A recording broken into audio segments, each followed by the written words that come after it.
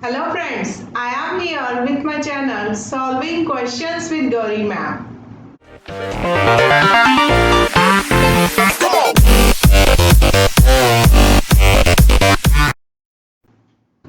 Today I am explaining one question from TIFR GS examination for MSc in Wildlife Biology and Conservation. Rank the following category of protected areas in India in terms of the increasing restrictions on permitted human activities. जब कोई national park होता है, century होती है, biosphere reserve होता है, तो वहां पर डिफरेंट जोनेशंस क्रिएट किए जाते हैं, डिफरेंट जोन्स आर देयर. उस जोन में जैसे जैसे हम जोन का डिफरेंस देखते हैं वैसे वैसे रेस्ट्रिक्शंस कम हो जाते हैं. तो उसके हिसाब से हमें क्वेश्चन में पूछा है कि in terms of increasing restrictions increase हो जाए, इस तरह से इन चार ऑप्शंस को हमें अरेंज करना है. तो ऑप्शंस में है wild life sanctuary, national park, reserve forest and conservation reserves. तो इसमें कम से कम रेस्ट्रिक्शंस वाले area to the highest restriction वाले एरिया, इस तरह से हमें इन्हें अरेंज करके दिखाना है. And different combinations of options are given in a question. So let's understand what are these zones to find the answer. Biosphere reserve के कंजर्वेशन के लिए, बायोडाइवर्सिटी कंजर्वेशन के लिए जब बायोस्फीयर रिजर्व डिज़ाइन किए जाते हैं तब वो जोन के रूप में डिज़ाइन किए जाते हैं. It is distributed in different zones. तो ये किस लिए होते हैं? देखो कि यहाँ पर अगर एक बायोस्फीयर रिजर्व का हम डिज़ाइन ले लें तो बीच में का जो जोन होगा सबसे सेंटर का, that will be a core zone. वहाँ पर एक्चुअली जो स्पीशीज हमें कंजर्व करनी है, जो जिसे हमें प्रोटेक्ट करना है, टाइगर हो या बर्ड्स हो या फिर कुछ बायोडाइवर्सिटी हो, वहाँ की इंसेक्ट्स की है, एनिमल्स डिफरेंट प्लांट्स की है, तो वो सब कंजर्व करने के लिए वहाँ पर सबसे ज़्यादा जहाँ पर कॉन्सेंट्रेशन है इनका, तो वो जोन कहलाता है कोर जोन, बीच में का. एंड यहाँ पर no human activities are allowed. बहुत रेस्ट्रिक्शंस होते हैं. वहाँ पर लाइट भी नहीं अवेलेबल होती है क्योंकि एनिमल्स को लाइट नहीं चाहिए, इसलिए वहाँ पर ह्यूमन एक्टिविटी नहीं है. सिर्फ देखने के लिए हम जा सकते हैं और आ सकते हैं. वहाँ पे कुछ हंटिंग अलाउड नहीं है, कुछ भी अलाउड वहाँ पे नहीं होता है. That is a strictly protected area. उसके बाहर का जोन जो होगा that is called buffer zone 1. तो बफर जोन 1 में education and research is allowed. तो वहाँ जाके आप कुछ रिसर्च या फिर एजुकेशन कर सकते हो. वहाँ से आप हर्बेरियम के लिए प्लांट्स उठा के नहीं ला सकते. So this is a buffer zone 1. उसके बाद बाहर का जोन जो आएगा, उसके बाहर का दैट इज बफर जोन 2. यहाँ पर grazing and farming is allowed. इसे रेस्ट्रिक्शंस कम हो जाते हैं जैसे जैसे हम बाहर की तरफ आ रहे हैं कोर जोन से. तो यहाँ पर अभी एजुकेशन रिसर्च के साथ साथ grazing and farming is allowed. तो यहाँ पर हाउसिंग भी अलाउड होगा, रहने के लिए कुछ फैसिलिटीज़ भी प्रोवाइड की जा सकती है. इसके बाद हम बाहर आते हैं, तब वहाँ पर होगा ट्रांजिशन जोन. यहाँ पर काफ़ी सारे ह्यूमन एक्टिविटीज़ अलाउड होंगे. फार्मिंग, क्रॉप कल्टिवेशन अलाउड होगा. You can use the natural resources from this transition zone also, transition zone itself. तो इस तरह से रेस्ट्रिक्शंस कम हो जाते हैं.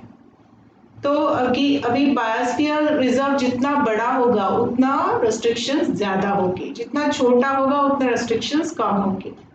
जैसे कि अगर हम सेंचुरी की बात कर रहे हैं तो सेंचुरी सिर्फ एक स्पीशीज़ के लिए, एक लाइक बर्ड सेंचुरी होगी, टाइगर सेंचुरी होगी, तो एक ही एनिमल या प्लांट जो भी है उसके कंजर्वेशन के लिए होती है. तो इसलिए वहाँ पर रेस्ट्रिक्शंस ज़्यादा हो गए, हम डायरेक्टली सेंचुरी में एंटर कर रहे हैं। ठीक है, जैसे कि बायोस्फीयर रिजर्व है तो that would be a very big area and the restriction will get कम होते जाएंगे जैसे कि हम अंदर से बाहर आते हैं। ठीक है, जोन्स समझ लेने के बाद हम अगर ऑप्शंस में देखें तो फर्स्ट है वाइल्ड लाइफ सैंक्चुरी। जब हम सैंक्चुरी बोलते हैं तब एक स्पीशीज के लिए, बर्ड्स के लिए या फिर टाइगर्स के लिए, एक स्पेसिफिक एनिमल के लिए कंजर्वेशन एरिया होता है, that we call as a sanctuary. जैसे कि टाइगर सैंक्चुरी है, बर्ड सैंक्चुरी है, तो वो एरिया उस पर्टिकुलर एनिमल के लिए प्रोटेक्टेड रहता है। उस एनिमल का हैबिटेट, उस एनिमल की जो रिक्वायरमेंट्स है वो वहाँ पर हम कंजर्व करते हैं, that we call as a sanctuary. उसके बाद ऑप्शन है national park, which is a bigger than sanctuary. Sanctuary में अगर एक स्पीशीज को हम प्रोटेक्ट कर रहे हैं तो उससे बड़ा एरिया है जो है नेशनल पार्क, उसमें पूरे हैबिटेट को, वो एरिया को हम कंजर्व कर रहे हैं। वहाँ पर सेंचुरी से ज्यादा फ्लोरा और फौना कंजर्व किया जाएगा।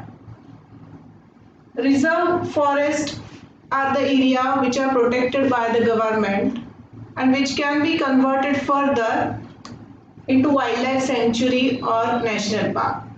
एक एरिया को प्रोटेक्ट करके शुरू में वहाँ पे रेस्ट्रिक्शंस लगाए जाते हैं and once it get developed for the animals then it can be converted into a wildlife sanctuary or a national park.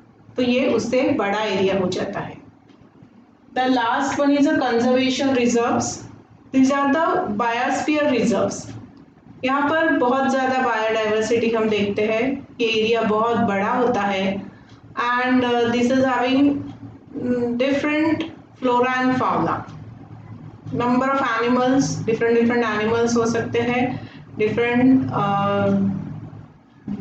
plants के species भी हो सकते हैं। तो इस तरह से बहुत बड़ा हैबिटेट जब कंजर्व होता है, बहुत ज्यादा बायोडाइवर्सिटी कंजर्वेशन होता है, that we call as a conservation reserves. अभी हमें इन्हें अरेंज करना है according to the restrictions and increasing restriction on permitted human activities. तो यहाँ पर सबसे ज्यादा बड़ा एरिया ये है, तो इसमें कंजर्वेशन रिजर्व्स में हमें सबसे ज्यादा रेस्ट्रिक्शंस दिखाई देंगे। वहां पर कोर जोन होगा, बफर जोन होगा, ट्रांजिशन जोन होगा।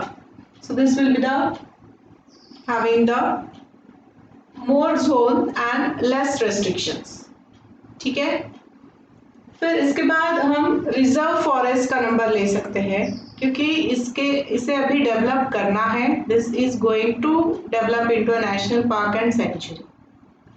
तो डी के बाद सी आएगा अकॉर्डिंग टू द रेस्ट्रिक्शंस। उसके बाद वाइल्ड लाइफ सेंचुरी में हमें रेस्ट्रिक्शंस दिखाई देंगे एंड उसके बाद नंबर आएगा नेशनल पार्क्स का। सो यहाँ पे डी, सी, बी एंड ए, इस तरह से this will be the increasing restriction on permitted human activities. Human activities permit करने के लिए ऑप्शन फर्स्ट जो है वो इसका आंसर होगा। यहाँ पर कम से कम रेस्ट्रिक्शन होंगे, यहाँ पर इससे ज़्यादा, फिर यहाँ पर बढ़ जाएंगे वाइल्ड लाइफ सेंचुरी में एंड नेशनल पार्क में सबसे ज़्यादा रेस्ट्रिक्शन हमें दिखाई देंगे। So that will be a increasing restrictions. So option first option DCAB is the correct answer for this question. Here I have concluded with today's video. I request you to please like, share and subscribe for my channel and also to hit the bell icon. Thanks for watching.